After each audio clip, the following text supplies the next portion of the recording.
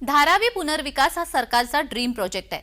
तब्बल 20 वर्षांनंतर पूर्णत्वास येणार आहे हा विकास आणि धारावीचं स्वप्न सत्यात उतरवण्याचा फडणवीसांचा ध्यास आहे। धारावीच्या पुनर्विकासाचा मार्ग उच्च न्यायालयाकडून मोकळा झालेला आहे। जगातील सर्वात मोठ्या आणि दाट लोकवस्ती असलेल्या 590 एकरावर वसलेल्या धारावी झोपडपट्टीचा पुनर्विकास प्रकल्प हा महायुती सरकारचा एक ड्रीम प्रोजेक्ट आहे। मुंबई शहराच्या मध्यभागी वसलेल्या या झोपडपट्टीत गेल्या अनेक दशकांपासून कष्टकऱ्यांचा हक्काचा निवारा बनलाय।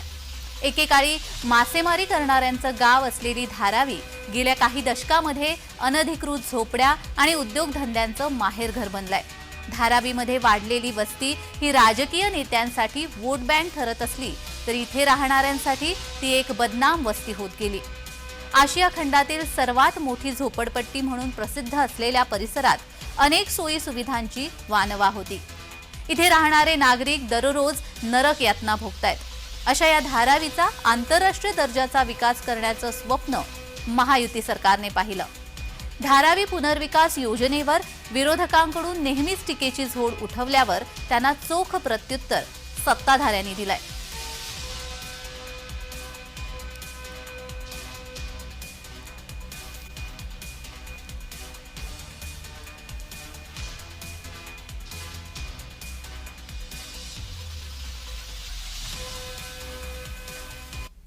महाविकास आघाडीचं सरकार आल्यानंतर त्यांनी ते टेंडर रद्द केलं। त्यावेळेस तर काही अडाणी नव्हते विकासक, दुसरा विकासक नेमला होता। त्यांनी ते रद्द केलं आणि नव्याने त्याच्या टर्म्स आणि कंडिशन्स तयार केल्या। आत्ताचं जे टेंडर झालेलं आहे या टेंडरमधल्या 100% टर्म्स आणि कंडिशन्स उद्धव ठाकरेंच्या सरकारने तयार केल्या आहेत। एकच गोष्ट त्यातली मी बदलली। उद्धव ठाकरेंच्या सरकारने ज्या टर्म्स कंडिशन्स केल्या होत्या त्याच्यामध्ये TDR हा जो तयार होणार आहे धारावीचा, आत्ता आपल्याकडे TDR फक्त नॉर्थवर्ड्स वापरता येतो, साऊथवर्ड्स वापरता येत नाही। त्यांनी साऊथवर्ड्स वापरायची परवानगी दिली। त्यात काही चूक आहे असं माझं मत नाही। धारावीच्या विकासाचा मुद्दा चर्चेत राहिला। धारावीच्या विकासासाठी अनेकदा प्रस्ताव आले, पण याना त्या कारणांनी हा प्रस्ताव सातत्याने बासनात गुंडाळला गेला। महायुती सरकारने हा मुद्दा पुन्हा एकदा हाती घेत विरोधकांच्या टीकेला जशास तसं उत्तर देत धारावीचा विकास करण्यासाठी ठोस पावलं उचलली आहेत।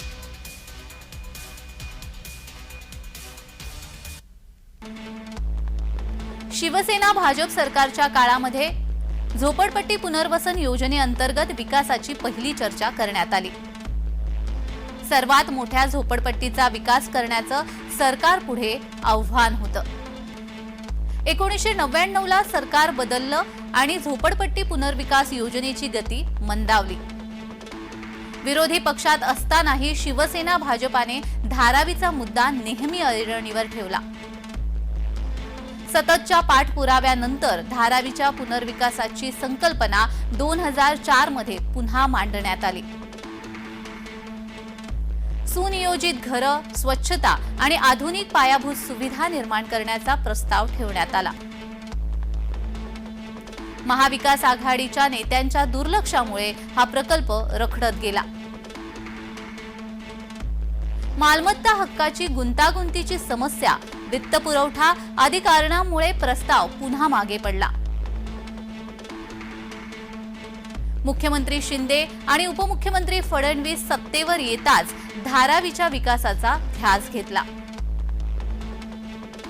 महायुती सरकारने भूसंपादन प्रक्रियेवर लक्ष केंद्रित करून धारावी प्रकल्पाला गती दिली। धारावीच्या परिवर्तनाची महायुती सरकारने ब्लूप्रिंट तयार केली। प्रकल्प विकसित करायचा तर महायुती सरकारने तेवढाच प्रबळ विकासक शोधला। कठोर पात्रता निकष ठरवून बोली प्रक्रिया पुन्हा सुरू करण्याचा निर्णय महायुतीने घेतला। बोली प्रक्रियेत पारदर्शकता, आर्थिक ताकद आणि अनुभव यांना प्राधान्य देण्यात आलं। पात्रता निकष पूर्ण करणाऱ्या अदानी समूहाकडे हा प्रकल्प विकासासाठी सोपवण्यात आला। या प्रकल्पाचा संपूर्ण खर्च 20,000 कोटी रुपयांपेक्षा अधिक अपेक्षित आहे। अत्याधुनिक सुविधांसह रुग्णालय, उद्योग शालेय संस्था आणि कौशल्य विकास केंद्रे एकत्रित असणारा हा पहिलाच प्रकल्प आहे.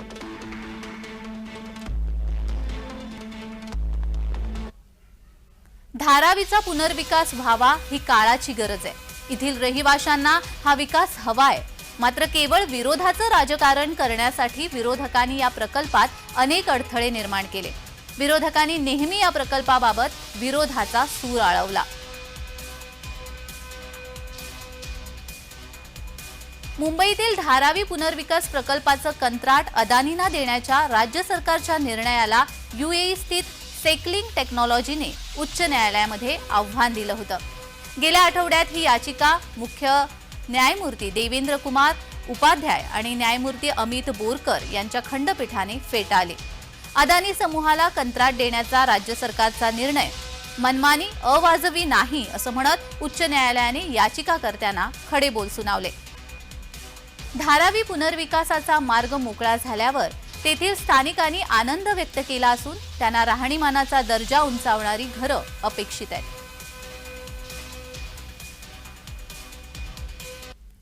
हाईकोर्ट से जो जजमेंट निकला तो हम लोग को बहुत खुश खबर था, ताकि हम लोग स्लम पे रह चुका है, ये झोपड़पट्टी में हम लोग रह चुका है, हमारा जिंदगी पूरा इस पे निकल गया. हमारा भविष्य में हमारा बच्चों लोग अच्छे मकान पे रहना चाहिए, वो हमारा इच्छा था. वो इच्छा पूरा हो जाएगा, वो आश्वासन हम लोग को मिल गया न्यायालय हाईकोर्ट के मान्यता से. इसके लिए हम लोग ये जो रीडेवलपमेंट प्रोजेक्ट है उनको धारावी का पब्लिक सपोर्ट करेंगे. इधर अभी कल पेपर में पढ़ा था, अदानी का अच्छा रिजल्ट आया कोर्ट का तरफ से. हम लोग भी बहुत अच्छा लग रहा है. जल्दी रीडेवलपमेंट करके देगा तो बहुत बढ़िया रहेगा.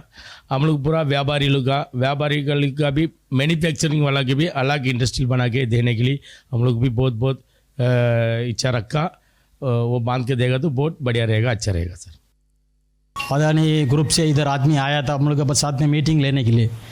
वो मीटिंग में बोला था आपके लिए खुद का जगह मिल जाएगा.